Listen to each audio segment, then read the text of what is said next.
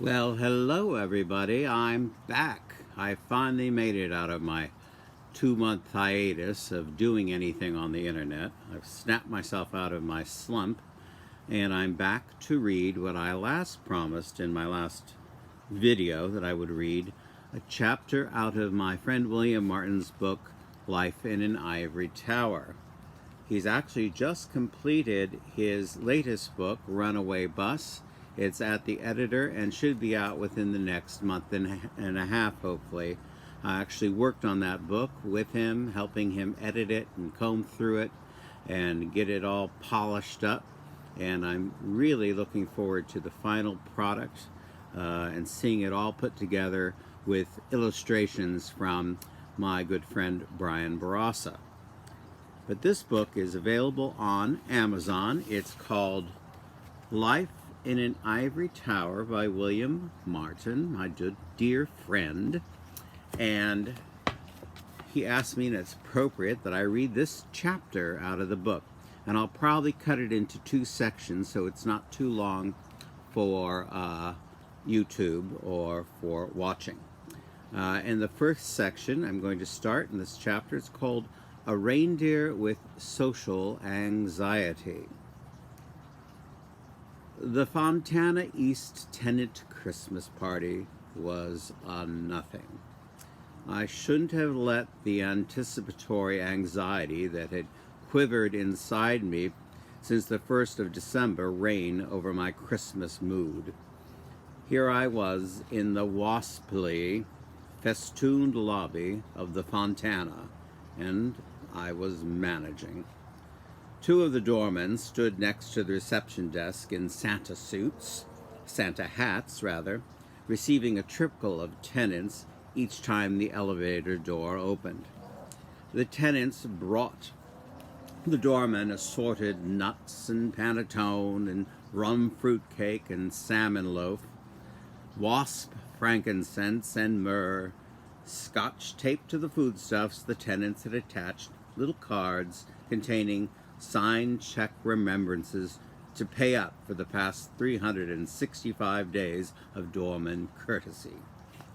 After the presentation of the gifts, some tenants turned right back around and back up the elevator they went.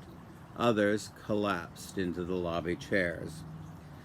With a huge and hearty "Ho, ho, ho," the missing doorman, resplendent in a Santa suit with Made in Taiwan tags trailing behind him, opened the Fontana front door for himself and barged into the middle of the lobby Christmas pageant. Over his shoulder, he had slung a large white velvet Santa bag filled with miniature bottles of Black Label and Red Label. And you know how I loved scotch in those days. But had I been a good boy for Santa? I found myself embarrassed, because after buying my 795 18-karat gold lion's head cufflinks with the ruby eyes from the little front window of Dunhill, I only had enough money left to give a little check to one of my favorite doormen, the older African-American guy. I stiffed the other 2 that I felt looked down on me for being gay, or maybe that was my excuse for stiffing them. Whatever my rationale, now that I had Christmas stiffed them, they had all the more reason to look down their noses at me in the new year. Guilt over being a gay twink, Scrooge didn't stop me from choosing a bottle of Red Label from Santa's white velvet bag. I nodded to a couple of the tenants collapsed in chairs and grasped the trembling hand of one who held an oxygen tank in her lap. She didn't want to let go. I walked past a couple of groups of my neighbors milling in the middle of the lobby holiday, chatting. I ended up at the front window and stared out with the back to the festivities.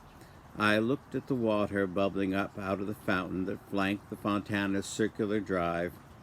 Then I had read the label of the little scotch bottle.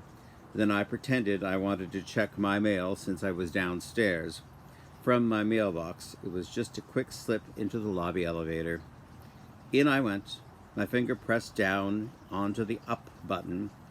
Off Dasher and Dancer and Prancer and Vixen, back to my ivory tower, to continue to live raccoon coat and Valentino sunglasses out and about in their faces, gay liberation at the same time to continue hiding in my ivory tower.